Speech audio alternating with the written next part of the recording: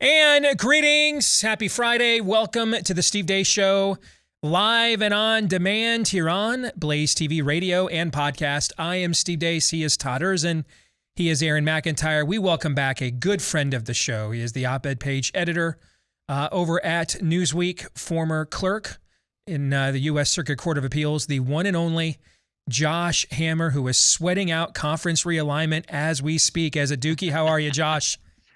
Well, Steve, I really am worried about this ACC stuff, but it's great to be with you as always. It is good to have you back with us because every time Josh is here, the IQ on this show goes up. The collective IQ goes up at least a little bit. At least a little bit, yes. So we will get to the Deace Group here in just a matter of moments. First, I got to tell you, though, some of you may have noticed we have a new cup here with us on the set, okay? And the filtered water never tasted so good as we are here to celebrate America's new pro-life hero, Ruth Bader Ginsburg. Because as it says on the back of this bad boy, we couldn't have overturned Roe without her. All right, so we came up with this last week. We launched a line of T-shirts. You can get those at shop.blazemedia.com. Use DACE10 to get a discount. Now you can celebrate with everything you drink out of this coffee cup, whether it be coffee or, in my case, just plain old water, or for some of you, a little Louisiana Lightning, whatever it might be. It will never taste better than it will be while you celebrate America's pro-life hero, Ruth Bader Ginsburg, who bitterly clung to that Supreme Court seat just long enough for Donald Trump and not Barack Obama to appoint her successor. And now here we are. We could not have overturned Roe without her. Josh, I know that right after this show, you're going to be over at shopblazemedia.com using that DACE10 promo code to get your Ruth Bader Ginsburg pro-life hero coffee cup. Ruth Bader Ginsburg, and also don't forget Harry Reid. I mean, the pro-life movement probably should be erecting monuments to both of these great stalwarts for the sanctity of unborn life. Yes, you got rid of the judicial filibuster because you knew Republicans were never going to do it because they used it to screw us. So yes, I thought we had an exhaustive list of people to thank, and we had forgotten the one and only Harry Reid. And so thank you, Josh, for adding to the list of gratitude here on the show. Now, coming up on today's show, we'll get into Feedback Friday, next hour of the program. In a minute, you're going to see Aaron's montage that begins the Deace Group, Bleep Lord Nefarious Says. And after you watch this, you're going to think, I need to stock up on food right now, okay? Because this thing's going down, and it's going down hard. If that's you, go to preparewithdace.com right now. They have a special offer for you to have that peace of mind to know that could never happen here. Happens here again. You are ready to go with a food supply that will stay fresh for up to 25 years with the right storage. What is it? 3 months. 3 months of 3 square meals a day, including drinks and snacks. That's over 2,000 calories for you and everyone in your care. Plus, they give you free shipping with $150 off when you go to preparewithdace.com. From our friends at My Patriot Supply, head to preparewithdace.com. And now it is time for the Deace Group.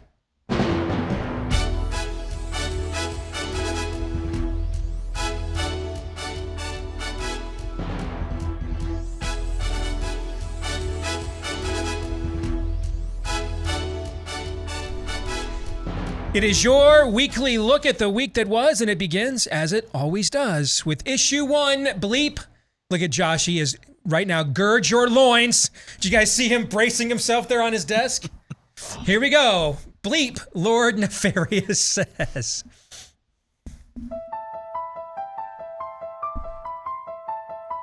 My mom wrote this really beautiful essay about her abortion that she got when she was really young, and about how if she hadn't have had it, she wouldn't have become the person that she'd become, and I wouldn't exist. And I would love to be able to pitch Michigan as a place where every person has full civil rights, full bodily autonomy, and the ability to make a good quality of life here in Michigan. It's a great part of our legacy, and it's got to be a part of our future. Here in Massachusetts, these so-called crisis pregnancy centers outnumber genuine abortion clinics by 3 to 1. She says women walk into the centers believing they'll get abortions. Instead, they try to talk women out of it. She calls it a bait and switch. They are giving it over to people who wish them harm. And that has to stop. We need to put a stop to that in Massachusetts right now. Maybe temporary clinics on federal land. Fight it in the court, let the courts say no and instead try it. Did you guys look into this at all? I think we're continuing to explore everything that's out there. We must really discuss this. The use of federal lands for services. It's Independence Day, so let's talk about what's going on in America. Freedom, it's under attack in your state. Your Republican leaders, they're banning books, making it harder to vote, restricting speech in classrooms, even criminalizing women and doctors. I urge all of you living in Florida to join the fight.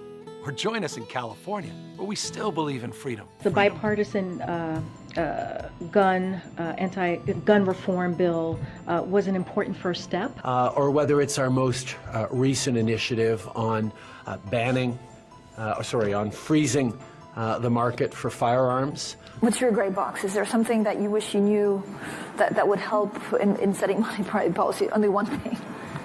Yeah, no, I'd go back to the same thing, really, which is what did we get wrong? And that really was looking at these supply side issues and believing that they would be resolved relatively quickly. And that by that I mean there were going to be vaccinations, everyone would get vaccinated, so the millions of people who dropped out of the labor force would come right back in, so wages wouldn't be under such pressure. That didn't happen. What do you say to those families who say, listen, we can't afford to pay $4.85 a gallon for months, if not years. This is just not sustainable. Well, what you heard from the president today was a clear articulation of the stakes. This is about the future of the liberal world order, and we have to stand firm. So the unjabbed now have caused the recession? Yeah. Okay. Is it just me? I don't want to steal you guys' thunder, but has it been so depraved that I just watched that and thought it was just kind of the run-of-the-mill stuff we do all the time? I think that's fair. I mean, that's not a criticism of your work. I'm talking about the material. No, it's fair. Like the standards have become so low here for total depravity that I just kind of, maybe this is frog in the boiling water stuff. I was just kind of like, let's go to Josh, find out what he thinks. Josh, what was the most vile thing to escape from the hellscape this week? So, first of all, I'll give a special shout out to Gretchen Whitmer. I don't want to steal your guys' thunder. I know this show, perhaps more than any other out there, is obviously the definitive anti-Fauci, anti-COVID hysteria show. So I don't want to steal your thunder. But Gretchen Whitmer's two-faced duplicity on bodily autonomy, I mean, correct. You literally cannot make this up, right? I mean, it reminds you of this Babylon Bee headline that I saw like a couple months ago after the leaked opinion in the Dobbs case came out in early May. The Babylon Bee basically said, like, progressive activist takes out of her closet her "My Body, My Choice" banner that she put away at the beginning of COVID. I mean, right. That's what's happening to Gretchen Whitmer there. But I guess the one thing that I also want to say as the token Floridian on this panel is with respect to Gavin Newsom, who has indeed started running these ads here in the state of Florida. If you are a Floridian, if you are my fellow Floridian and you find that message appealing, go. Indeed. I'd be ecstatic if I was somebody like you. I'm glad he's running these ads. Let's clear this place out. I'm in. Yes. Yeah, no, I mean, as Florida continues to emerge as not just like a purple state, but I think Rubio and DeSantis will probably win this fall both by 10 to 12 points. As we become a more solidified, solidly red bastion here, I just want the libs to leave. Just get the heck out. So honestly, like, I'm not that upset at Gavin Newsom for that. This approach by Newsom, Josh, reminds me of some of the stuff we saw after Roe v. Wade or after the last mass gun shooting. What, you guys want minorities and everybody to own guns? Yeah, we do. In fact, if anybody, frankly, ought to be the most on the cutting edge, knowing the history of America, probably we would they should. I'm guessing some folks on some plantations in Mississippi wish they owned some guns back in 1845 or so. Probably wish they owned some guns then, right? So what are we going to do? Make all the dads take care of the kids and provide for them? Yeah, we're gonna do that. That's kind of something we've been arguing for as a kid who biological barely bothered. Yeah, I kind of think when we were on food stamps and ADC and welfare, yeah, I kind of think maybe the old man should have footed the bill for that stuff instead. You know what I mean? Mhm. And now the new one is, well, you should come to California if you believe in what we believe in. You drive a hard bargain, but sold. I mean, I'm in. Okay. I mean, this is nuts watching this. Todd, your thoughts? Well, first of all, Josh, you had me at two-faced duplicity. Secondly, that speaks to what Steve said about I'm just getting used to this. You know, I'm not even like that didn't even faze me. But that's good, because that means there's a certain recognition that we aren't just returning to normal. Something is just fundamentally broken. I have no right to be shocked by it anymore as a grown-up. And that speaks to the very first segment there with the chick from Stranger Things. Yeah. That's why we're in it for the long haul. Two-faced duplicity, but she doesn't even know it. That's just... If my mom hadn't killed my sibling, I would have never been born. Yes. What do you do with that? Nothing. Nothing can be done with that. That is Jesus. That is That's it. That's invincible ignorance. And that's why Florida migrations to California, notwithstanding, the rest of our adult lives in this room are going to be spent dealing with this because we are that badly broken. That generation is, you can't even do 1 + 1 = 2 in terms of fundamental reasoning. It is all narrative. It is all emotive. And it doesn't matter that it doesn't make sense. The lie is the point. That is very dangerous. Perfectly said. Aaron? Yeah, I was going to go with Maya Hawke as well. That's Uma Thurman's daughter. Yeah. And that sounds like invincible ignorance, and it is. That sounds nonsensical, but it is not. That makes perfect sense. That's dogma. That's absolutely. The dogma lives loudly within her. Yes. Absolutely. It makes perfect sense, though. It's just demonic. What she is saying there, and I believe she really, she won't say this out loud, but she's connecting the dots somewhere underneath there. What she's saying is, I'm glad my sibling or step-sibling was sacrificed so I could have this life. That is the heart. That's the heart of baby killing right there. Mm-hmm. Sacrifice always has been. It always life has been. Yes. For me. That's what it is. And that is creeptastic. It is demonic, and it is just absolutely evil. And as Todd just pointed out as well, what do you do with that? Just has to be defeated. Just has to be. There's no other way around it. Of course, the best of the best this week was at the very end. I think it's Brian Deace, the Biden advisor. Worst political messaging maybe in American history. Yes. This is about the future of the liberal world order, and we have to stay firm. Alex Jones called and said he wants his show back. My goodness. 5 years ago, I think it was, I saw Michelle Malkin invent the word douche-tastic, and I'm like, I am so going to be using that the rest of my career. I felt the same thrill going up my leg, Mr. Oberman, when you dropped creeptastic. Yeah. Yeah, I'll be using that quite a bit. Thank you for that inspiration. You're my muse. Exit question. On a scale of 1 to 10, with 1 being the odds Lindsey Graham being subpoenaed this week by Fulton County Democrats is not a partisan witch hunt.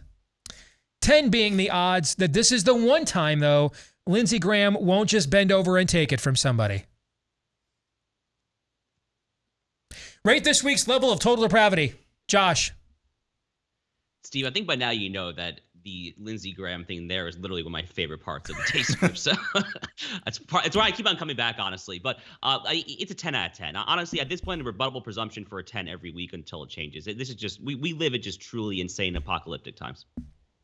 What he said, 10. Same. Before we get to issue 2, so I warned you before watching Aaron's montage, you were going to think, I need to begin doom prepping yesterday. After watching it, you might be thinking, my kids can never be educated by these people ever.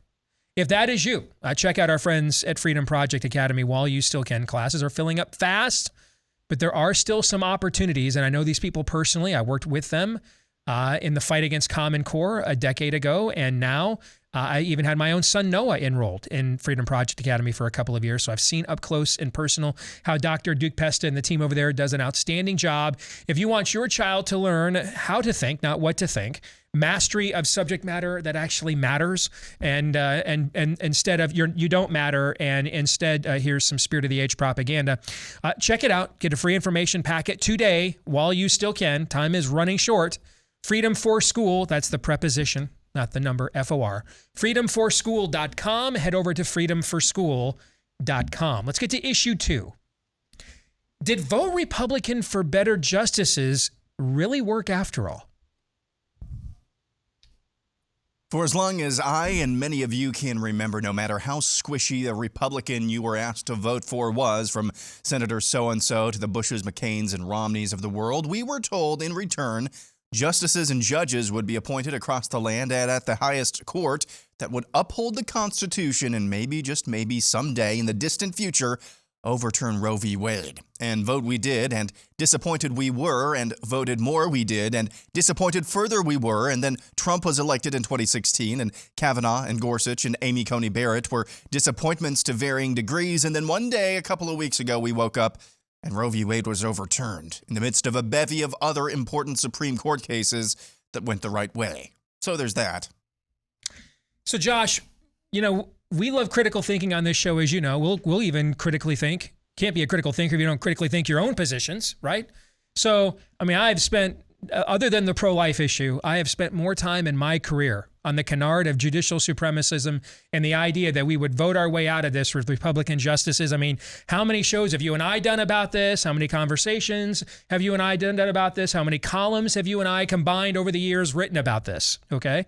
So we discussed this as a team last week. And now that you're here, we have a unique opportunity to get even more expertise, obviously. So that's the first question. Did it actually work? The most vapid GOP talking point short of waste, fraud, and abuse. But did it, now maybe it took 50 years to work, but did it actually work, Josh? So I think the answer is yes, but. Right. There is obviously a lot of kind of critical thinking to be done for folks like you and me, Steve. I've been saying this for 2 weeks now, but I will say that the morning that the Dobbs decision came out, I tweeted something to the effect of those in 2016 who voted for Trump for quote unquote, but judges, ! Or but Gorsuch, ! Reasons. That looks like a good bet right now. That looks like a vindication. That looks like a proposition that indeed has paid off. Now, to your point as well, this took a very, very, very long time, and tens of millions of unborn children obviously have been knifed and killed in utero. And on many other issues, we are very, very, very far from where we should be. But this particular Supreme Court term in particular here, it is extremely, extremely difficult, perhaps impossible, to ignore the obvious fact that this is the most successful, from a conservative standpoint, Supreme Court term at least since I've been following the Supreme Court, probably in the history of the modern conservative legal movement, not just the Dobbs case. We had this fantastic Second Amendment case, obviously, at Bruin out of New York State. The first time they said that you have a right to not just keep arms, but to actually bear arms, a great Clarence Thomas opinion. Steve, we overturned finally, once and for all, the so-called Lemon test as far as the Establishment Clause in the First Amendment. That's a Coach Kennedy case.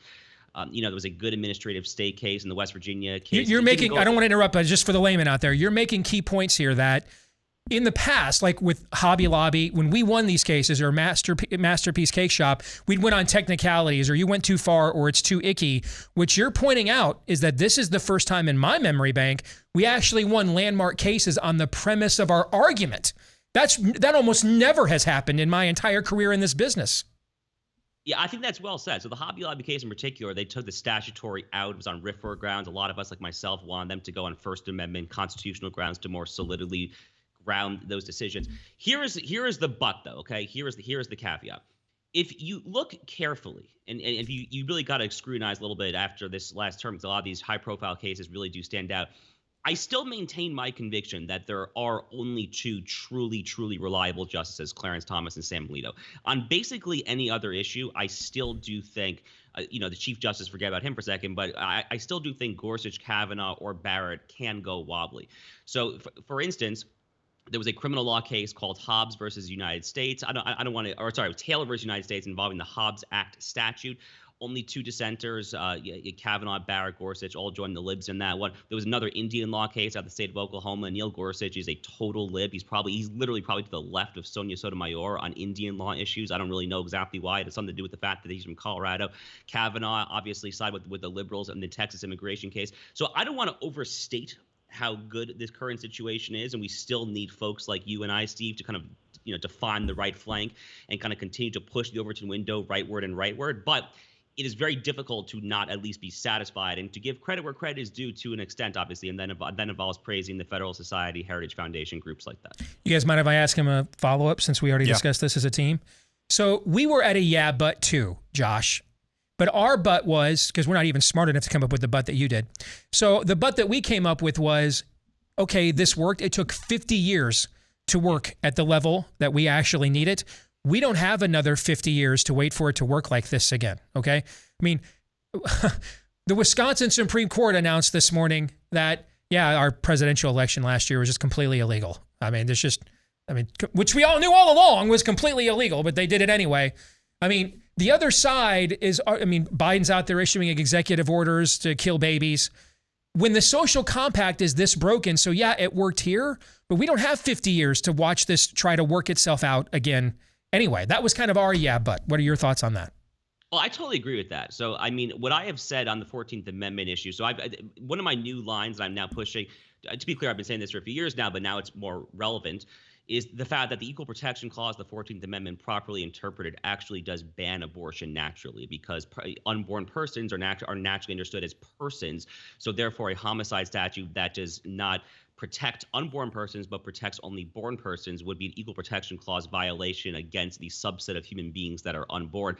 That's kind of a new fight. The reason that is relevant to your question, though, Steve, is because if you go back and look at kind of John Bingham, the congressman from Ohio back in 1868, and the other kind of leading draftsmen and ratifiers of the 14th Amendment's, its main provisions, the Equal Protection Clause, the Due Process Clause, the idea was not for the judiciary to actually solidify those rights. They really wanted Congress to actually legislate. That's Section 5 of the 14th Amendment. So the new line that I think my friend Josh Craddock, and some other kind of legally inclined pro-life activists are now pushing is to get Congress in the game, because we cannot wait another 50 years to ban abortion nationally. This was a great first step. In my view, the next step comes from Congress, though. So basically the Ron and Rand Paul legislation that they've each proposed in Congress for over a decade, that we codify that a human being is a person from the moment of conception within a U.S. statute, basically, is what you're talking about. Yeah, in my view, it should be Congress can use its Section 5 14th Amendment enforcement power to basically say that we know, based on the state of science, embryology, whatever, that unborn persons are persons for Equal Protection Clause, 14th Amendment Section 1 purposes. Therefore, no homicide statute in the states can discriminate against unborn persons, which would have the practical effect of basically banning almost every abortion nationally. All right, Todd and Aaron, floor now is yours.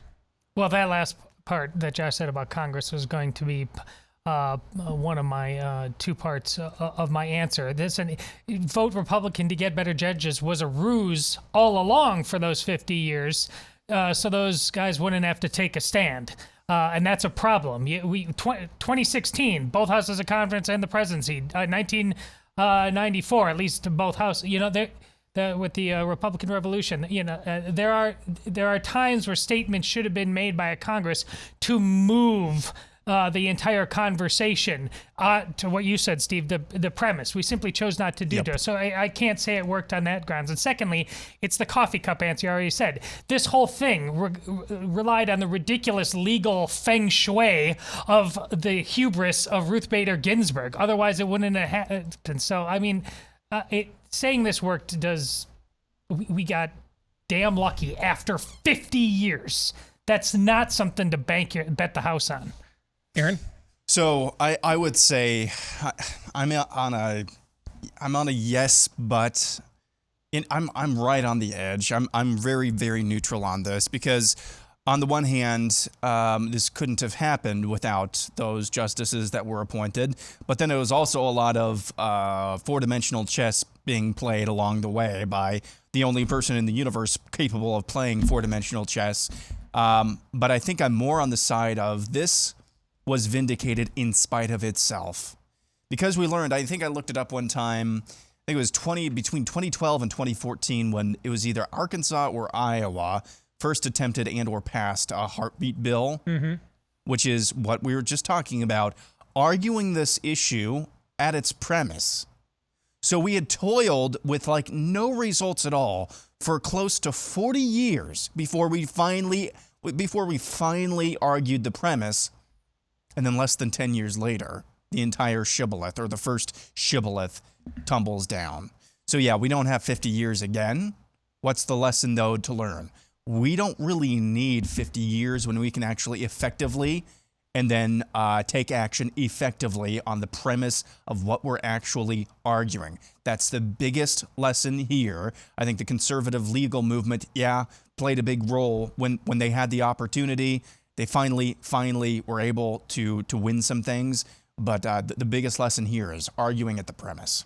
Very quickly, on redirect back to you, Josh. Give you 1 minute before I get to the exit question. You want to respond to what you just heard from Todd and Aaron?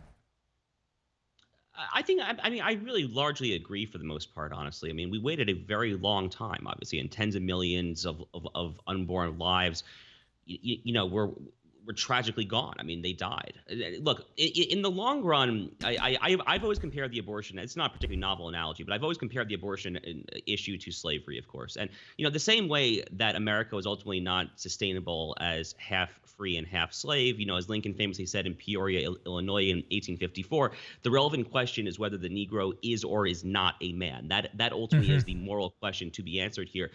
So too is this current kind of patchwork unsustainable. I mean, the fact that unborn children might be protected in Iowa, Oklahoma, Texas, but not in California or Oregon, that is fundamentally unjust. So this is a necessary precondition, but it's ultimately kind of a normie, kind of federalist, proceduralist remedy. It's not a substantive victory in and of itself. It allows us to get to the substantive end goal. So from that perspective as well, it should kind of keep us grounded here. Let's keep our perspectives grounded, because the long-term goal of an abortion-free America very much still remains elusive, and there's a lot of work left to be done. Exit question. Josh kind of teased his answer already, but do you think this session signaled a rightward turn of the Supreme Court, including Kavanaugh and Coney Barrett, who prior to this year had actually voted with liberal justices for the majority of the time thus far prior to this year's session? Todd, what do you think? No, I won't go that far yet, because the judge who defended me when I got arrested at the Register, they did it because they were scared. They hired the best. He ended up agreeing with me. Steve, you know him. He told me, Steve, Todd, you got to remember this about these judges at the highest level. They're like surgeons. They want to cut. They should be far more minimalist, but they want to go in there because it's their craft. Okay, and that's dangerous. Once you start thinking it's really not about that patient, it's not really about the citizen, but it's about my hubris. They're going to cut anyway, so you have to. They're going to cut anyways. You have to put the right tool in their hand, basically. Yes. Aaron? No. Simple enough. Josh?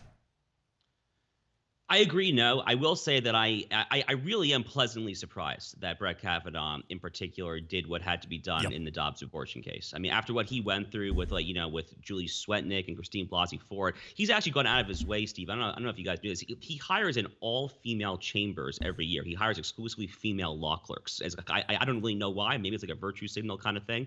So I am really pleasantly surprised that Brett Kavanaugh actually stiffened his spine enough to hold through here. But the actual answer is no. I think Kavanaugh and Barrett will still be kind of swing votes next term.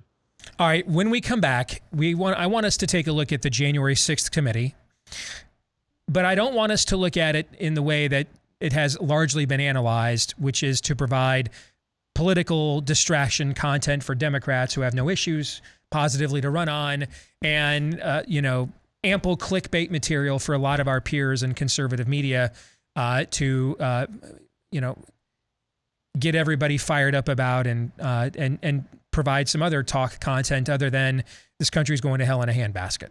I want us to look at it, if it's possible, seriously. I almost couldn't say it with a straight face, but is there an actual strategy playing itself out here? And is this all really being done for an audience of one? So it doesn't really matter what the ratings say, because they're not good. It doesn't matter whether the average American is paying attention. That this is all being done to provide the political cover for one person to act. We will get into that angle when we return. Stay tuned.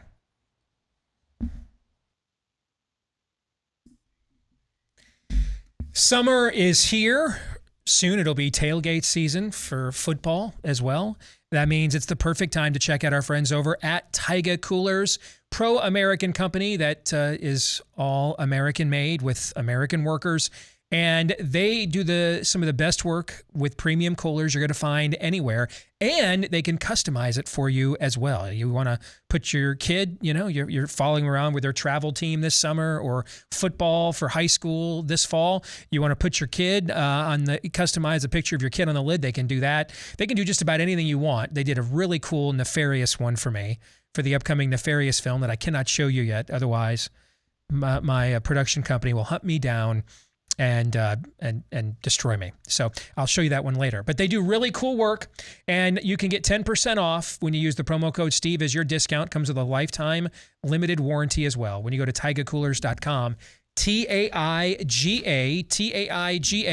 TaigaCoolers.com is where you want to go. They did really cool customized coolers for all three of us. We all love them. TaigaCoolers.com and use the promo code Steve. All right, let's get to issue 3 here. Could Trump be indicted? Mama says law is as law does, and it's unclear what laws Donald Trump broke, but none of that matters because the Justice Department is dumb and evil, the January 6th committee is dumb and evil, and the whole charade is terrible people doing terrible things to other terrible people terribly. The same terrible people who brought us the Russian P-tape hoax, the Ukrainian phone call hoax, and the rigged election. So, sure, he could be indicted. All right. I'll try to... Let's see if we can maybe take this more seriously than Aaron just did in this montage. Do you agree that the endgame here of the January 6th committee, we have kind of analyzed it almost exclusively in conservative media as counter-programming because they don't have any other issues to run on, right? Okay, or trying to drive down Trump's negatives to the point that he won't run again, okay? But is the real goal here, is there an actual strategy here? And this is all being done for an audience of one. And that one is Attorney General Merrick Garland. And that the goal here is to refer evidence to AG Garland in the hopes that the Department of Justice will indict Donald Trump. And if you agree that that's the end game goal here, what do you think happens next if that happens? Josh, we'll start with you. So I think that definitely is a goal. I'm not sure that I think of it so straightforwardly as the sole and exclusive goal. I mean, look, things obviously are not going particularly well for the Democratic Party, to put it mildly here. Joe Biden is 19.5 roughly points underwater, the Real Clear Politics average, 4-decade high inflation. I mean, we all know how poorly it's going at this point. And they simply need someone to or something to make a villain out of. Now, I query whether this whole sham would be going on if Donald Trump were still on Twitter, because then they could, be quote tweeting him and trying to make him out as this big, very public facing villain. But the fact that he's been so deprived of social media, he's not even really on Fox anymore. Every so often he goes on Newsmax, OAN, things like that. They have to make him relevant again, because if there's one thing that Democratic base so consistently loathes and reviles, obviously it is former President Trump.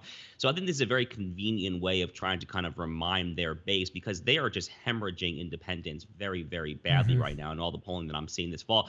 So in order to try to staunch losses, they have to fire up the base. So I do view it to that extent.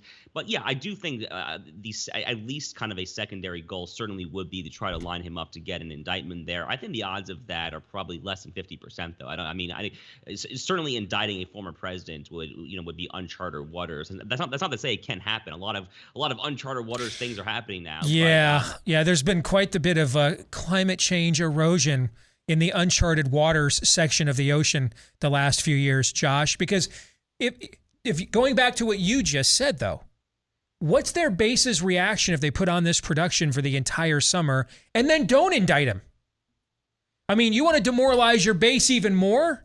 You put on, you literally put on Hitler on the camera all summer long and then don't indict him. What is that? That doesn't fire up your base. This almost becomes a fait accompli that they have to do it, don't they, in the end? And so then what happens if they do? What's that look like?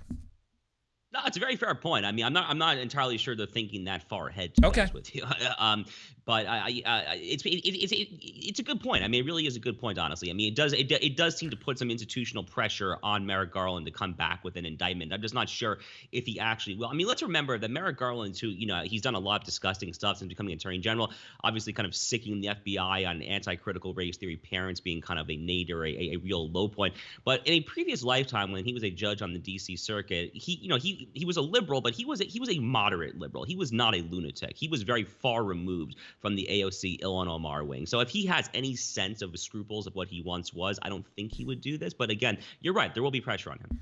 Long time ago, Joe Biden thought abortion was murder. That was like 2015. Todd, your thoughts? Yeah, I pretty much agree with Josh. I don't think it's primary. Listen, wouldn't they rather and I know they made the mistake about this in 2016, but wouldn't Ron DeSantis wasn't part of the equation. Wouldn't they want to run against Trump instead of DeSantis? So they don't now, indictment or not, so they don't absolutely need that. Plus, they're also getting something else. They can gin up the base because they're not just talking about Donald Trump. They're constantly beating that whipping horse of the domestic mega terrorist that is roaming everywhere. Okay. And the ones that stormed the Capitol are still right in your backyard as well, and kind of fomenting that notion that this. Listen, we said it. We've been saying it for a long time. I know I have. That this is a civil war, and I don't take a word back, but they think that too, and they're trying to gin it up within their own Overton window context. But that's a great point. But their base is accustomed to getting action and demanding action. Like Josh just told us in the last segment, yeah, frankly, I was kind of surprised that Kavanaugh stuck firm on Dobbs this entire time. Their base doesn't nominate judges, and then they're like, I'm shocked that it turns out that our judge actually is in favor of a groom and drag queen storytime hour with 3-year-olds. They're used to getting action. They got all the power to do all the action they want right now. And so they're just going to let Orange Man Bad skate and they're not going to put the cloud over his head so they can say on all their news channels next year when he's running for president, indicted former President Donald Trump was on the campaign trail later today. So you can keep hammering that over and over and over again. I'm with Josh. It might be 40%, which is no small part. Okay. We're just arguing what's primary, and I think there are variables that are least just as big that they're dealing with. Because you know me, I need to know the real answer for things, and I need to try to fix everything, even things I don't agree with. And if this is just for political theater, it is so awfully being orchestrated that I have to believe there's some other goal here. Because if this is really just counter-programming in the summertime, yikes. Aaron. Yeah, I would like to take this, and this is my attempt at taking this as seriously as possible. But I was deadly serious when I led off with the takeoff of Forrest Gump. Mama says law is as law does. So is this their primary goal? I think they would rather run on baby killing, and making that more ubiquitous. Their problem is that baby killing. And January 6th is spacebar,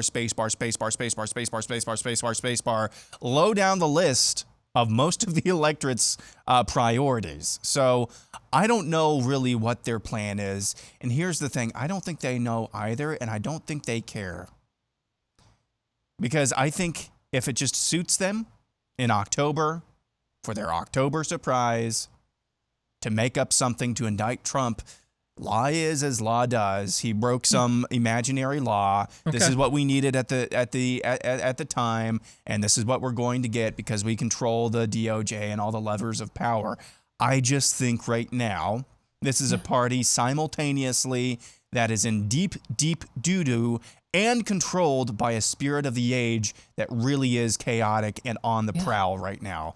And I really don't know how much more analyzing you can do other than that, because it is just chaos, chaotic, dumb, and evil all at the same time. Yeah, they don't. We think they must feel weak right now. They impeached Trump twice and ran him out of office. They brainwashed the entire society with COVID and transgenderism. They feel they got a human corpse to be president. These guys feel like they're Thanos right now. Don't underestimate that. Which is exactly why I think the plan here is to indict him. Is because of everything you just said. Yeah. Exit question. If the likelihood and indictment of Donald Trump will prevent him from announcing another run for president next year were a Bob Seger song, which Bob Seger song would it be? A, Against the Wind. B, Still the Same. C, Turn the Page. Aaron. What does turn the page mean? You decide that. Okay. I'll do B then. B? Okay. Todd. Yeah, still the same, I think. All right. What do you think, Josh? Yeah, it's unanimous. All right, let's get to our kicker question. Issue 4, if you could indict any current political figure in America, whom would it be and why, Todd? It would be Fauci or Birx, and I would need the legal expertise of Josh to know who I should pick because of what it would allow in terms of discovery. Fauci, I can answer that because he's tied directly to the healthcare apparatus bureaucratically. And so whether it's NIH or NIA, do you agree with that analysis, Josh? That discovery rabbit hole goes to the center of the earth. It'd be much more limited to the coronavirus task force probably with Birx because that was her official association at the time. But the reason I said Birx is because she was like running the thing and Fauci was just like coming and going and manipulating. I had it under reliable assurance that Mike Pence was running it. Yeah. Okay, let's indict him then. Okay. Which I'm all for. That was going to be mine. Is that yours? Yeah, Mike Pence. So you keep Fauci, I'll do Mike Pence. I love you, man. Josh, go ahead. Yeah, I mean, Fauci is for sure the obvious answer here, right? I mean, so there's a group called openthebooks.com, which does kind of transparency, fiscal accountability work. We published an op-ed from Andrzejewski, I'm blanking on his first name, but a Polish guy, last name Andrzejewski. He wrote a great op-ed for us, kind of just showing how fiscally corrupt Fauci is well. So the discovery in that litigation would be pretty epic. So he's the obvious answer. I will just throw out one other name just to keep the conversation interesting. I am a little shocked now. It's been almost a decade since Ambassador Chris Stevens died in Benghazi, Libya.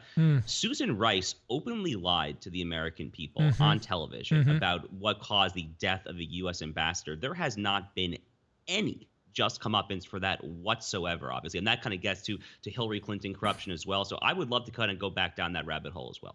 Those are all great answers. And thank you for resetting us with Susan Rice as well. All right, let's get your predictions. Aaron, you're next or first. I will say by the end of September, the January 6th committee will indeed attempt to indict or bring up charges against Trump in an effort to stop him from running.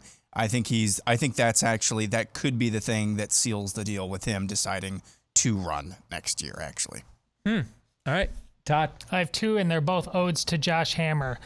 We are going to find out the identity of the Supreme Court leaker from a secondary source instead of from the actual the leaker will get leaked. Court investigation. That's perfect. Yes. That is so perfect. Yes. That's one. And two, Duke and teams like schools like Duke will no longer have a college football team within the next decade. Wow. Yep. Wow, that's a lot. That's the road this is going down. They're not going to give it up voluntarily because there's a crap ton of TV money. They'll have to get relegated. Their conferences are going to have to say you're not good enough to justify getting the same share. Look at the four schools that are being. And I'm not saying that won't happen, but I'm just saying that's the way it will have to happen. So we talk all this high and mighty stuff about the AA. What's the academic thing that's credentialing? AAU, It's Duke, for God's sakes, and they're not in the conversation. They would instantly lift the grade point of the SEC, but they're not in the conversation because it doesn't matter. Somebody. Why are your Iowa fans so opposed to this? Because if you go down this road, people like schools like Iowa who really add no value whatsoever in terms of money or eyeballs. Right. If we go down this road, they're going to be looking for places to play as well. If Iowa was not in the Big Ten, Iowa's been a solidly successful program in our league going back to 1981. So 40 years, almost you and I's entire life and all of Aaron's life, right? If Iowa was in the MAC or an independent or any of these other leagues, would the Big Ten, would Fox say to the Big Ten or would ESPN say to the SEC, we need to have Iowa in your league to add value? No. And the answer is no. The answer is no. And that's the same thing with 80% of schools out there. Josh, your prediction, go. Well, I'm not going to lie. I feel a little triggered by what Todd That was the goal. I wanted to hear what you had to say. Yeah, so look, I watched the Final Four this year. So the Final Four obviously was just this truly epochal, heartbreaking loss for Duke. I mean, Coach K's final game against our arch rival North Carolina. I watched it down here in Miami with a buddy of mine named Jesse Panuccio, who was in the Trump DOJ. He's a pretty high-ranking Florida lawyer. Jesse texted me this week, and I don't think he'll mind if I say this on air. What he said was North Carolina leaving the ACC after finally, after beating Duke, by the way, in Cameron in Coach K's final home game, then doing it again like 2.5, 3 weeks later in the Final Four, for North Carolina to like leave the ACC is the ultimate mic drop moment. I mean, they are closing a chapter on the history of the Duke Carolina rivalry and just dropping the mic. So it is so profoundly depressing to even contemplate the fact that might be true. Because I know we're short on time. I will make one substantive prediction though, on an entirely different topic. My actual prediction is that Joe Biden will not be the Democratic nominee in 2024. No, I do not know who it will be, honestly. Yeah. I genuinely do not know. Maybe Gavin Newsom, maybe Kamala, maybe Pete Buttigieg. I just really don't know. But there is just no chance in hell that they are nominating that corpse again, because he is just abominable. That bad. I agree. He literally read end quote, turn page out of the teleprompter this morning. Literally read that. Repeat line. Yeah, repeat line. That's what it was. Yes. My prediction is I'm going to go back on what my initial analysis was of what happened with UCLA and USC last week, and what's going to happen with Notre Dame. And I'm going to harken back to what happened in our own industry when Cumulus and Clear Channel essentially owned every by 10, 15 years ago, they had consolidated to own every radio tower in America you'd basically want to own. And this actually led to innovation. There's so many content creators that were now shut out that they went quicker to the new technology in order to reach audiences, and that increased the innovation and the technological revolution. And I think that's what's going to happen here. The fear that the Big Ten and the SEC will accumulate all these schools, that NBC is going to say to Notre Dame, we can't afford this. And we know that you can't continue to make less TV money than Vanderbilt and Northwestern do. So here's a blank check. We have to have something meaningful on for 12 hours a day on fall Saturdays. And so we can't afford to lose you. And that I think will, Notre Dame remaining independent to some degree will hold off this dystopian doomsday scenario. That's what I think is going to end up happening. So Josh, good to see you as always, brother. Take care. You guys too. You bet. We'll come back with Feedback Friday here right after this. Welcome back. Greetings. Hour 2 underway here on Blaze TV radio and podcast. Steve Deace with Aaron McIntyre, Todd Erzen, and of course all of you. You can let us know what you think about what we think by emailing the show, steve@stevedeace.com. DEACE. Like us on Facebook, MeWe, Parler, and Gab. You can follow me at Steve Deace Show on Twitter, Getter, Instagram, and TikTok. You can also find me on Truth Social at Real Steve Deace there. And then, of course, get clips of the show free of any censorship and free to watch when you go to rumble.com/Steve Deace Show. If you're a podcast listener, you're a big part of our show's growth and audience. We thank you. Please, if you've yet to do so, hit subscribe or follow. Give us a 5-star review. And if you've got a question that you want considered for an upcoming Ask Me Anything, put your question within your 5-star review, and you'll go to the front of the line for consideration. All right. So thank you to all of you that have done those things for us already. You're a big part of our show's growth on the podcast, the platforms, and we really appreciate all of you. Let's get to Feedback Friday, brought to you by Moink Meat. It is grilling season, and if you are looking to maybe not subsidize China while grilling this summer, check out our friends over at Moink, because unlike one of the largest pork producing companies in the country, they're not majority owned by the Chi-Coms, all right? This is real farm-to-table stuff, grass-finished beef and lamb, pastured pork and chicken, sustainable wild-caught Alaskan salmon, all of it straight to your door. We're the family farm. They do it better. And if you want to sign up for Moink right now, you can get free filet mignon in every order for a year. That's a pretty good offer. Free filet mignon in every order for a year when you go to Moinkbox, MOINK, moinkbox.com/Steve. That's moinkbox.com/Steve. All right, are we ready for some Feedback Friday? Let's do it. All right, we're going to start with a question that's really smart. It actually might be too smart for us, okay?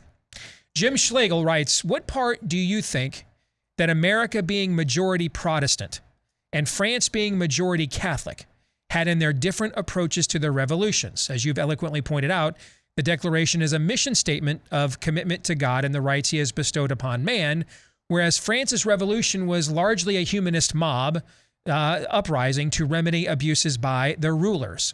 Both countries were at very different places and backgrounds in their religious heritage at the time. And France even took part in our revolution, yet shortly thereafter chose a totally different humanist approach. And my fear is that Revolution 2.0 here in the U.S.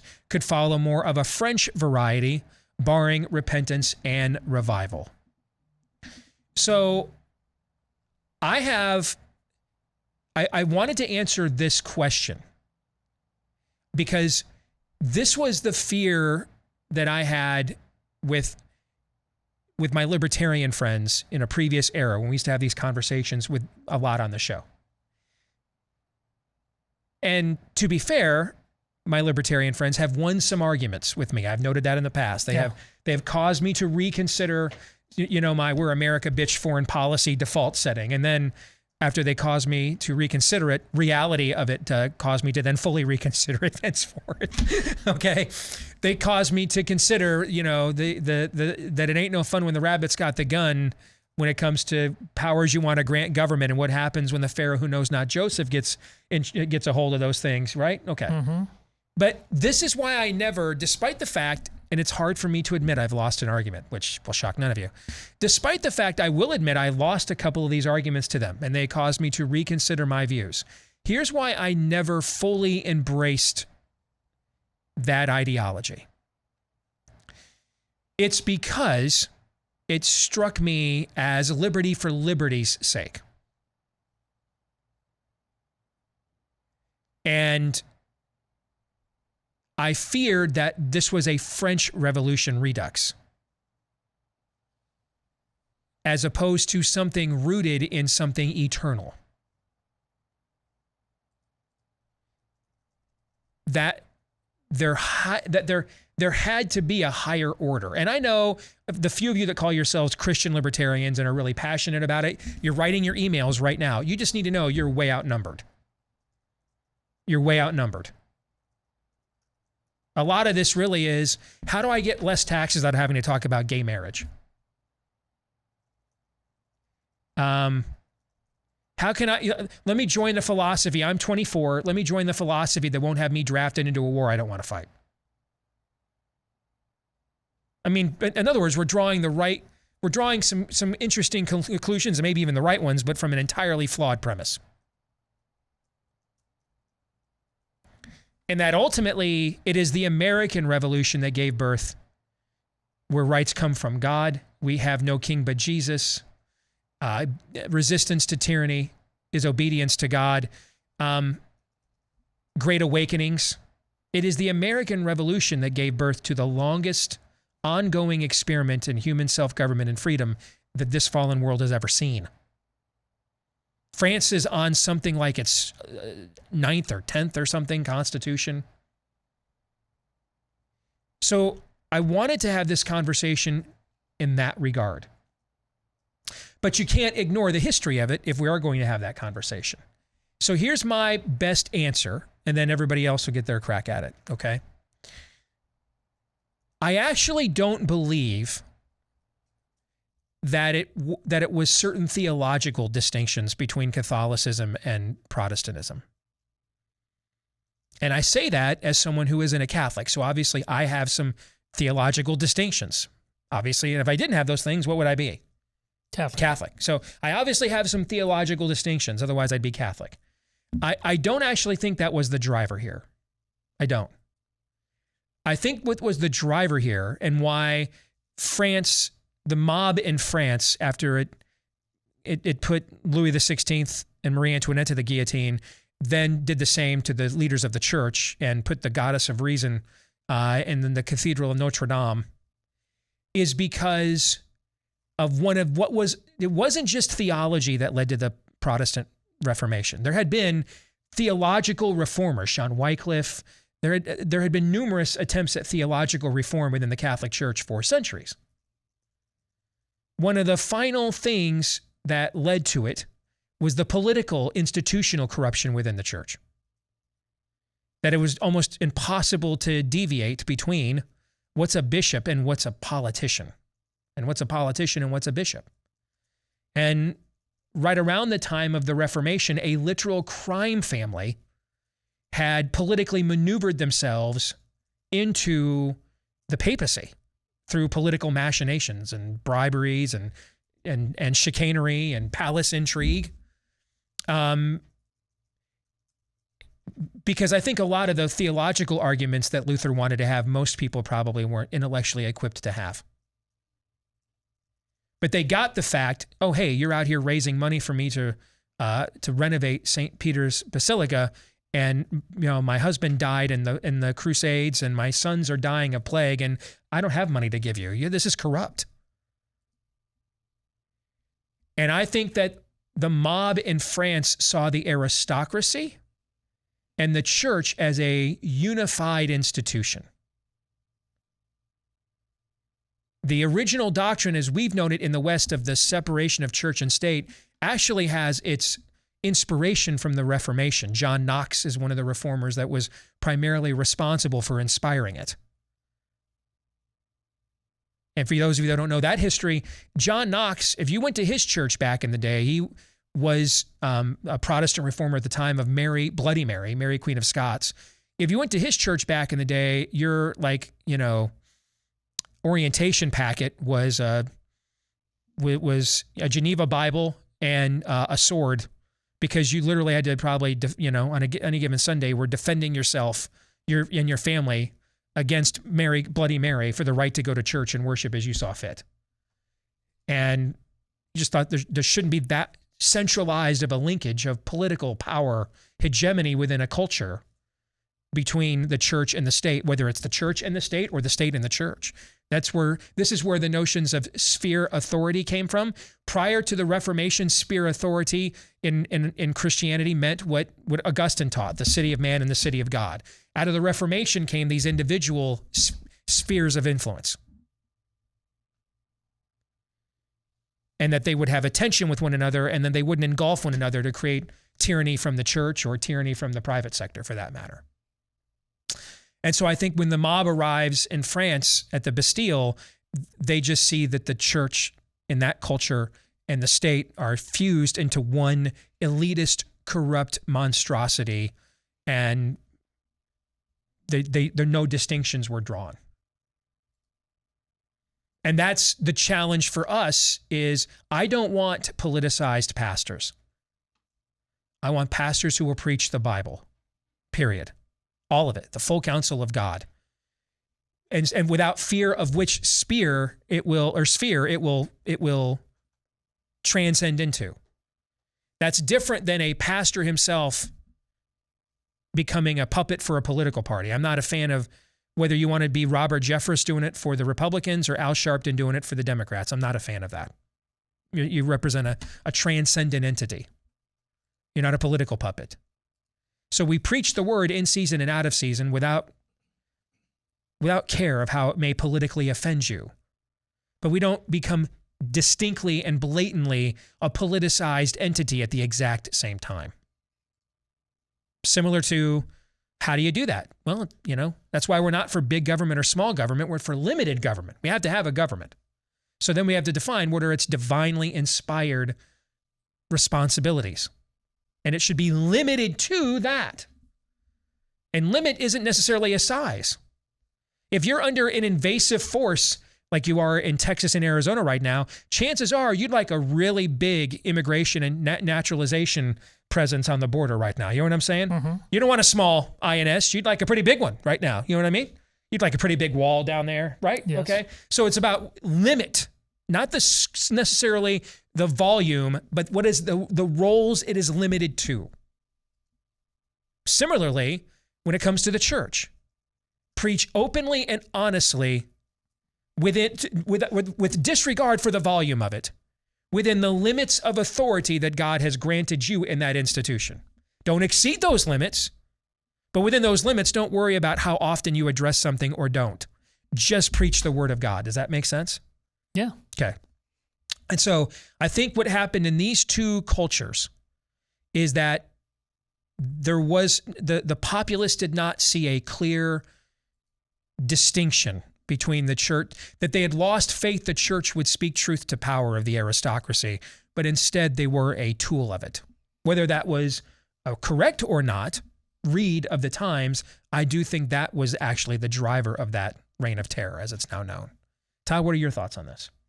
I do like the question. I largely agree with your answer that the answer is largely nothing at all. I mean, after the Bloody Terror, it's not as if they, like, France just like, okay, there's two extremes here. We need to meet in the middle. Did the entire country of France become a bunch of French Huguenots? No, it went back to being a Catholic monarchy. In England, did the original Pilgrims who made their first pit stop, if you'll remember, in the Netherlands before coming over here, were they Correct. Escaping a Catholic monarchy? No, they were the Church of England, the Anglican Protestant break-off. Correct. You know, this is about, as Steve said, corruptions, abuses of power. I will say this, and this is, what was that show? You ended up seeing it all the way through. I didn't, but the alternate history of the World War II, the Nazis, the Man in the High Castle. Yeah. There is something you said. Listen, if the American Revolution had a Catholic impetus and a Protestant, that would have been different. The French Revolution, that's happening within that landscape there. There's a whole, there was a utopian notion and totally starting over aspect to things, which is another variable entering your question, Catholic or Protestant, whoever starts it over here. But if the Catholics started it over here, you would not have had the problems. You may have had different problems. You would not have had the problems of the Article of Confederation. That level of loosey-goosey, multiple Protestant sects, everybody do what they want, that wouldn't have happened. You would have, at best, had what we got right with the Constitution. At worst, the pendulum would have swung the other way. It would have been too much overarching control and federalism right out of the gate, and the correction would have come back from that side. So that's, I think, the most salient point about where the differences may have been. I think there's maybe a feeling as well at that time because of what you pointed out with the dynamic between the church and state in France. In France, there was the kind of the overarching mood that this was our land. In America, the overarching thesis is this is our land. And I think your reaction, there is a distinction there, and I think your reaction to encroachments in both of those, when you think something was yours, your reaction is to take it back. And I think that's another good point too. That's where the violence for like the violence comes in there, because then you're seeking revenge. When your posture is this is our land, that at least opens up, and we saw that in the American Revolution, that it did indeed come on the basis of our fight is righteous because this is ours. It wasn't in the past tense. This is ours, and we have a right to defend it. So help us God. So I think that's another dynamic at play. That's a very important distinction you just drew there, Aaron. Well done. Before we get to more Feedback Friday, imagine you were this real estate agent over in Arizona who showed up for work one day recently, checked the MLS, what's new out there, what's trending on the market, oh, that house looks familiar. Wait, it's mine. All right, this actually happened. They were a victim of home title fraud, home title theft. And unfortunately, when this happens, neither your mortgage lender or your homeowner's insurance can protect you. But this is what our friends at Home Title Lock, this is what they actually do. They've got a virtual barrier around your home's title so that the instant they detect anything nefarious, they will mobilize whatsoever to shut it down. You can register your address right now at HometitleLock.com and see if you've already been targeted and weren't even aware so that you don't get blindsided. And then while you're there, you can get 30 free days of protection with the promo code RADIO for your most important asset, your own home. When you go to HometitleLock.com, that's HometitleLock.com. I think we buried the lead, though, on that last question. You said it might be too smart for us. It wasn't. In your face. Susan writes, my husband and I listen to your show. We love the honest, raw, and often humorous info there. Recently, I've noticed that it seems you're in a slightly negative place, if I can be honest. You've recently noticed this? I mean, traditionally, typically, consistently. Recently? It was like watching the Elmo program before that. What are you talking about? I'm always in a good mood, guys. Yes. Just effervescent. Good news, there's plenty for all of us to be concerned about these days. However, I think many of us look to you guys to shed light on truth and also share hope. I have one question here. You've said several times recently the problem is the people. Yes, we agree in many ways on this, but what would you like the people to do? When we look at the bigger picture of the kind of players that have all come together now in the world, I think most of us see that maybe it's gone beyond being able to stop it. It becomes more, how do you prepare for it? I'm a fighter, so I don't take these things lying down. But I do put my faith in the Lord that if he has allowed these things to be set in place, there may be a bigger reason, and it may be part of what he will use in his plan. I've not given up by any means, but I'd love to hear you share thoughts on what you believe people can do. Very much appreciate you guys, and tell Todd that he rocks. So I'm going to answer this question in an explicitly Christian context, because I think that it is only a Christian worldview that can explicitly and sufficiently answer your question. Because if I can get more technically theological than even we typically do, we don't have the ability to nuance at the level it takes in our own steam and in our own flesh. And this is where the Holy Spirit, this is where God's divine work within us, changing us, transforming us from the inside out, this is where it comes into play. Because one of the things that Christianity offers even the believer is a series of paradoxes. You are in the world, but not of it. God is real and immanent and transcendent at the same time. Jesus is king over all. He is sovereign. He is the ruler of God's creation, but we don't live in the fulfillment of that period of time quite yet. These are all paradoxes that outside of the understanding that comes only from that direct connection with our Creator, when his Spirit comes to live in us, we can't intellectually understand or navigate, let alone even attempt to. Without those things, we will fall into these binary choices. Christianity is the ultimate third way. That we don't have to choose between which tumor that the world offers do we prefer. In other words, how would you like to go? There's a third way. We can worship and commune and be in individual relationship with a God who raises the dead to life. We don't have to choose which path to the grave we prefer. And so it is important to always remember these nuances, because within the biblical worldview, particularly in the New Testament context, multiple things can be true simultaneously. It can be true that Jesus is Lord, but the fulfillment of his lordship has not occurred yet, and therefore we still suffer under some level of oppression from the enemy. It can be true that Jesus has conquered the grave, but it still sucks to die, and dying can be a very painful experience. So it can be true that we have rightfully earned a Romans 1 judgment from God, and anything that we will attempt to do will not deter that from running its course. At the same time, that God demands of us to occupy until he comes, to be watchmen on the wall, to finish our race and declare his word in season and out of season.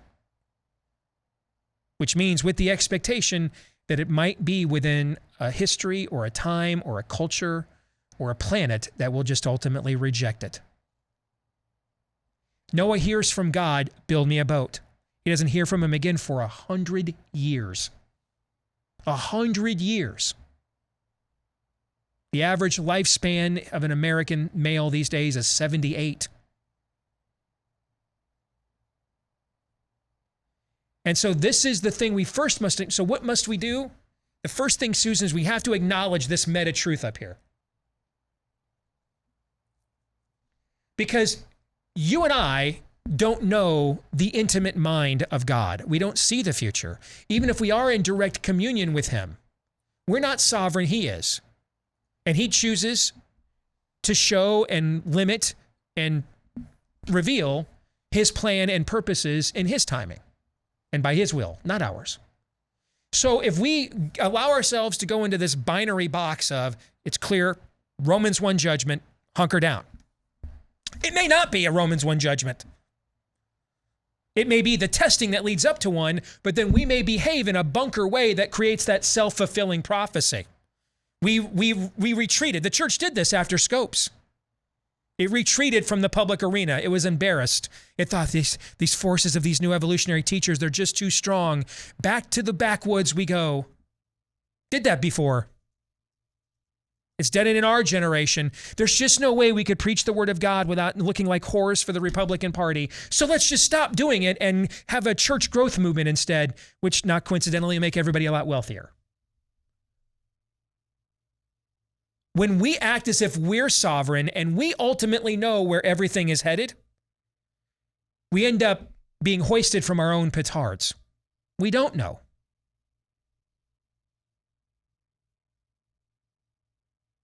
You know, I gave a message yesterday with my best read on where I think things are, but it's where I think things are. Man, I barely made it out of community college, man. I tried to major in Super Tecmo Bowl in college, okay? It's where Steve Deace, don't, just because there's a microphone in front of my face does not mean I have some apostolic title. It doesn't. My name is still just Steve. That's why I love one of the creeds of the American Revolution. Fight like it's up to us, pray like it's up to him. And all the way through, appeal to the supreme ruler of the universe for the rectitude of our actions. Because ultimately, nothing happens outside of his jurisdiction anyway. So don't worry about creating a self-fulfilling prophecy. It's wrong to ignore the signs of the times. It's also wrong, though, to believe you've got such a handle on the times that you then look Messiah in the eye and say, nothing good comes from Nazareth. See where I'm saying with this? Mm-hmm. The nuance, we cannot successfully do this. And here's the ultimate nuance. We are saved from our sins while we still desire to sin. I mean, we have to be open to the nuance of being a believer, the paradoxical nature of it. And as humans, we don't like paradoxes. We want things the way we want them. Paradoxes require faith, critical thinking, things that don't come natural to us. But first, start with the meta-truth that multiple things can be true at the exact same time and not be in contradiction. So yeah, we do ads on our show for donate to Alliance Defending Freedom to fight back. We do ads on our show. You might want to consider looking at your own personal food supply in case we lose fighting back. You know, we're trying to balance that nuance. With that meta truth established, then here would be, if I could find one, because if we don't get that meta truth, we won't do what I'm going to ask next. All right. So the meta truth has to come first. Then when we get to the application stage, it's what I said yesterday. Become ungovernable to the spirit of the age. Ungovernable. There will come a day, and it may arrive soon, where them putting us in camps or worse won't be politically unpopular, and so they will do them. I know one way to head that day off. Defy and resist them now when it's politically unpopular for them to behave in that way. Because then they will back down if they see that you mean it. Believe me, if it was politically popular for them to just round us up, they would have already done it. It's not. But the longer we comply, the shorter the period of time until that day arrives by self-fulfilling prophecy. Become ungovernable to the spirit of the age. You couldn't possibly impose these things on us. You couldn't possibly enforce them without becoming the very monster that we've been warning the culture you really want to be all along. So then show us the true face, or get the hell out of my face, one or the other. That's what I'd have you do.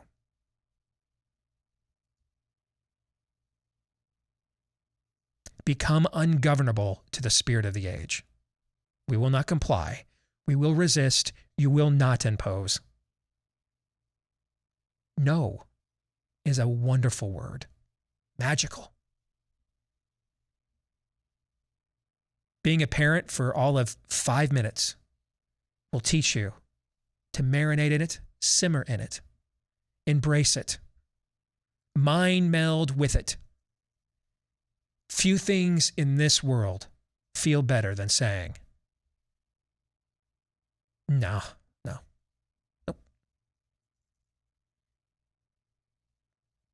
No.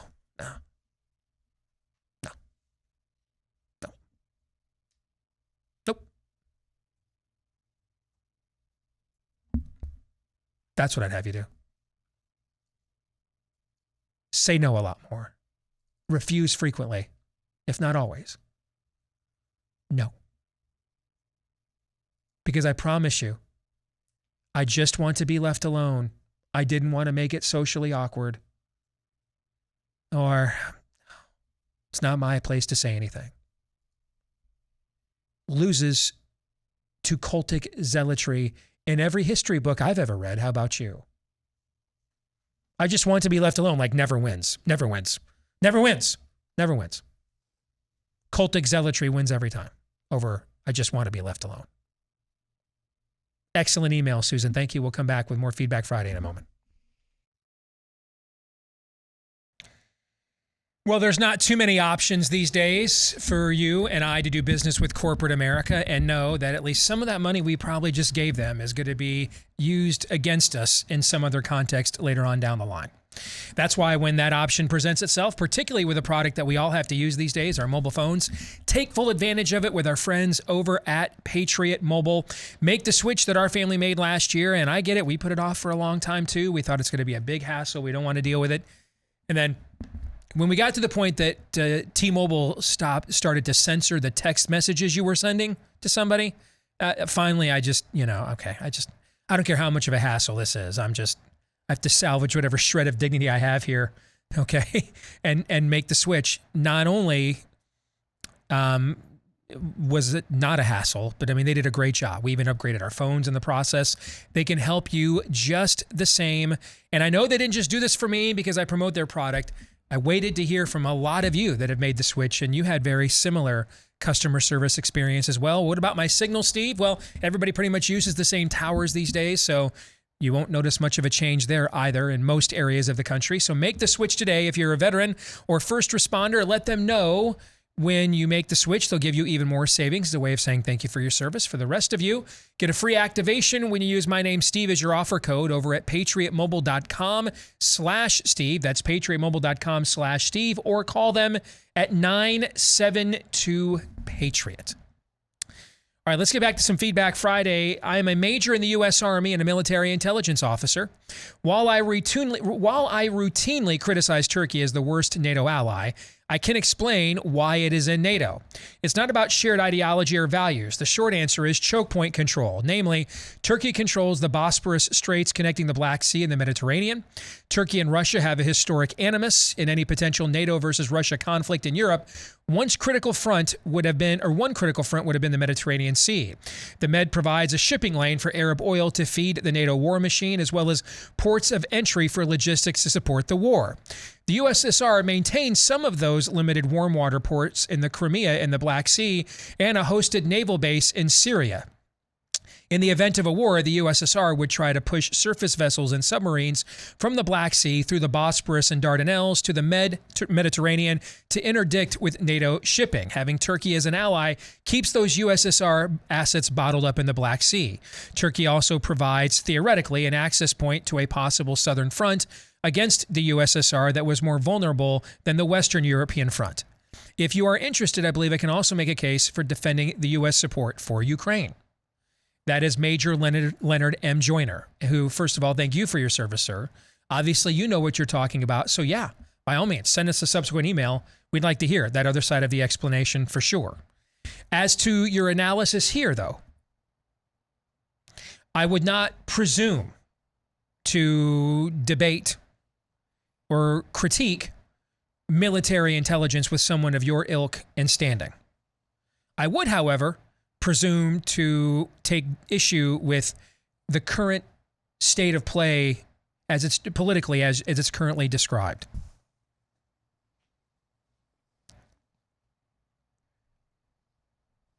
Am I going to really say this? Yes.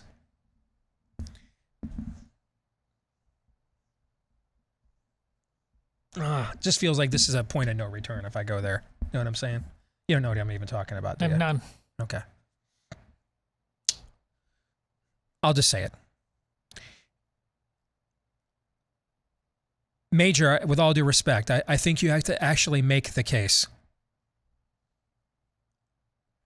that the governments of Western Europe are not more of a threat to me than the one in Russia.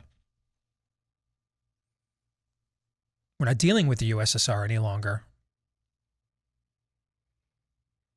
Even if you believe it's a reconstituted one to some degree, with oligarchs now serving as the new Politburo and Putin as the new Brezhnev, Khrushchev, Stalin, what have you. Over the last 29 months, and I know you know this, serving in the military, because they're trying to purge your ranks to those of you that won't submit to being poisoned, potentially. But over the last 29 months, my way of life has been more threatened by the majority of the NATO registry of countries than it ever has been by Vladimir Putin. And I say that as someone who wouldn't care if Vladimir Putin stepped on the sharp end of a rake tomorrow. I wouldn't care.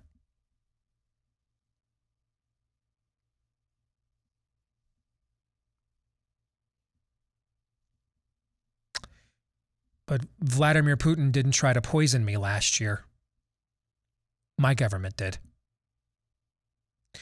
Vladimir Putin didn't determine whether my business could be open or I could go to church.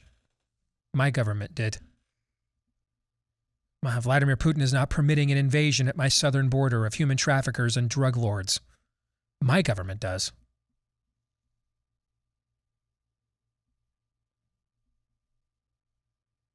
Vladimir Putin is not monitoring me as a potential domestic terrorist. My government is. Vladimir Putin did not issue an executive order today trying to expand your ability to kill American children before they're born. My government did. Vladimir Putin did not debase my currency and shut down my domestic energy production. My government did. Vladimir Putin is not censoring my ability to confront his fiendish ways. My government is.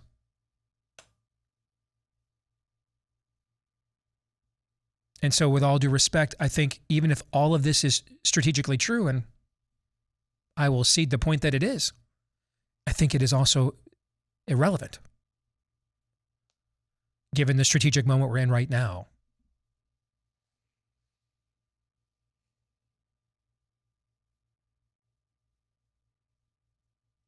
I'm a lot more in danger from the United States of Pfizer's syringes pointed at me than whatever Putin has pointed at me at this moment.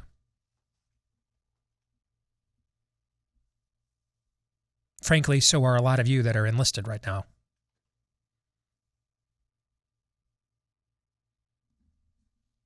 But yes, I appreciate the perspective, and I would love to see the case for supporting Ukraine, because I have yet to actually see a case for supporting Ukraine. So I would love to see one, or at least one that wasn't a talking point from 1987. Cammy writes, 5 years ago, I was convinced that my church was on the brink of accepting LGBTQ doctrine. In fact, I was kind of rooting for it. I saw it as an acceptance issue, as many others in my generation do. And year after year, the church's message stayed the same, opposing it. At that time, when actually confronted with people in my life who explored the LGBTQ stuff, I felt appalled. And I felt guilty for not accepting them. I was blinded to its evil center. I cannot give you guys full credit to my eyes being opened. We've all lived through a couple of radical years. Epic times, the specter of communism was especially eye-opening for me, and I'd love to hear your thoughts on that. Actually, I've never heard of it, so I should check it out. But I'm grateful to your show for calling out evil and for not pulling that punch. Your show found its way onto my watch list after the election of 2020, and you were the only guys channeling my anger to what was happening then. My children are growing up in a world that is swimming in untruth. Good is evil, evil is good, boys are girls. And you are mentally ill if you don't affirm it, etc. Anyway, to sum up, I realize now that my church, and any church who is actually of God, has to call out evil and cannot comply with it.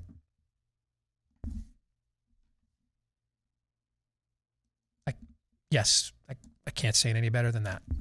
That's right on the money. Right on the money. And when it comes to Built Bar, I can't say it any better than this. It is the absolute greatest protein bar of all time. I had another one of those chocolate chip cookie dough puffs on the way to work today after workout. No, another? I'd not had one in a couple days, so give me some credit. I've tried to show a little restraint. The long fast.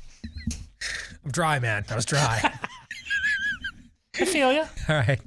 It's incredible how good those are. I mean, it's just incredible. Straight up, man, I am contemplating, although they don't let you do that anymore because everyone's going to take razor blades or something. I was going to say, I'm going to take some Built Bars and cut them up and give them to kids out for trick or treat. But nowadays, they're going to think you're trying to poison their kid with that, right? So then I have to give away full Built Bars, and I don't know that I'm quite ready to do that yet. Maybe I should. What do you think parents would say if their kids came home with a protein bar? Just a full Built Bar experience. What do you think? When you were a kid, what would you have said about that guy who was giving you that? Well, they didn't have Built Bars when we were a kid. You know what I'm saying? These things are incredible. They're the greatest protein bar ever made. Try it today or get them again using my last name, Deace, as your promo code for 15% off when you go to built.com. BUILT, all covered in real chocolate, loaded and packed with flavor, but not packed with the carbs, calories, and grams of sugar that you are trying to avoid. So go to built.com, 15% off at built.com. Trust me, you will be thankful. Do they even send you new scripts anymore? Do they bother? I don't even look. Do they just fire their staff? It's like we can't. We haven't had one. Most of them are just a generic script that they give us. They trust us. In fact, at this point, the company doesn't even send me free samples anymore. I think they know Deace is just going to buy these before we send it to them anyway. So what's the point? And then we can double dip, right? Yeah, this is their way of charging back some of what we charge them for the ad. They just know I'm going to buy a bunch of their stuff, and so that takes a little bit off of their margin at the same time. They don't even send me free ones because they know I'm just going to buy them before they get there. You know what I mean? Played. Yeah. Well played. Indeed. I'm not criticizing them for it. Hate the game, not the player. Indeed. Where to go next? I am a 52-year-old adult human female woman. I am the mom of 2 adult men and 2 adult women. I'm the grandmother of 2 young female girls. I just finished watching Matt Walsh's What is a Woman, and I wanted to cry. I am angry. We are being erased. I am devastated, disgusted, horrified, petrified for what this means for all women and girls in the future. Every person needs to watch this. I agree. I implore the Daily Wire to make it accessible anywhere and everywhere that they are able. I ask the 3 of you, how do we process this insanity? How do we fight this demonic, hostile takeover of our culture, our lives, our souls? I cannot repeat and state fully the utter anger within me. This has to stop. My oldest daughter had the same reaction when we watched it together. Well, the letter just a little while ago. That's from Dana, by the way. Yeah. From the other woman. Susan?